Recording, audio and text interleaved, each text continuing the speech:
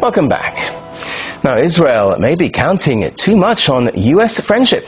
Leading U.S. strategist Zbigniew Brzezinski recently spoke out about the matter at a conference hosted by the National Iranian-American Council and the Arms Control Association. I don't think there is any implicit obligation of the United States to follow, like, a stupid mule, whatever the Israelis do. If they decide to start a war, simply on the assumption that we'll automatically be drawn into it, I think it is the obligation of friendship to say, well, you're not going to be making national decisions for us. Well, to discuss the issue further, we're now joined by Jamal Abdi, who is Policy Director of the National Iranian-American Council. Thank you for joining us here on RT. Now, the statement made by him is very clear, isn't it? Could the US be accused of blindly backing Israel?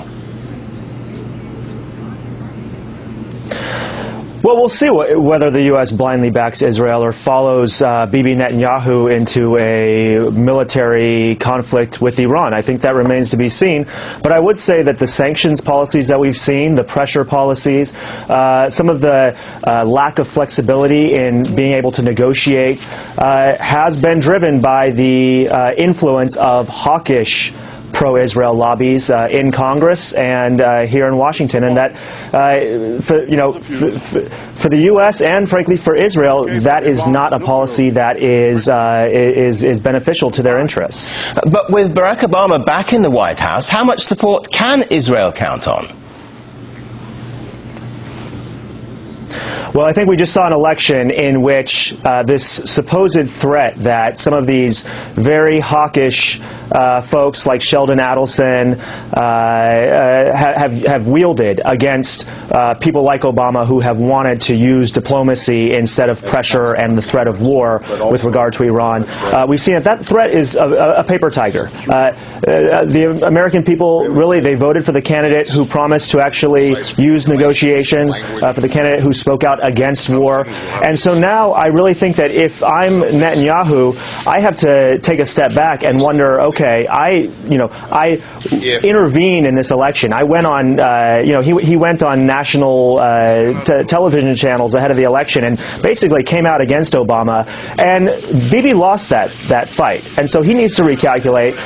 President Obama needs to recalculate and figure out, okay, what do we do to actually resolve this situation instead of trying to pander to this hawkish, very right-wing policy driven by some of the pro-Israel lobby groups, and instead find a policy that actually benefits everybody in preventing a war and preventing the possibility of a nuclear threat coming from Iran. Well, with all these hawks that you mentioned, do you think an attack on Iran is a real option, a real possibility?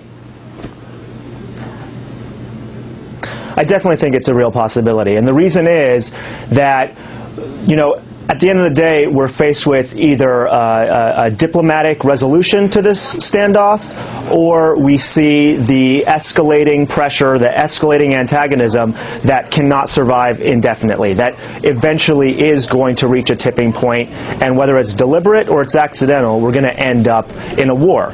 And so as long as the pressure-only policies continue to dominate and continue to undermine diplomacy, as long as sanctions continue to be a spoiler in the diplomatic process and limit the flexibility that we have to actually find a deal that resolves these issues, we're eventually going to end up in a war. Okay, Jamal Abdi, Policy Director of the National Iranian-American Council. Thank you for those thoughts and analysis today.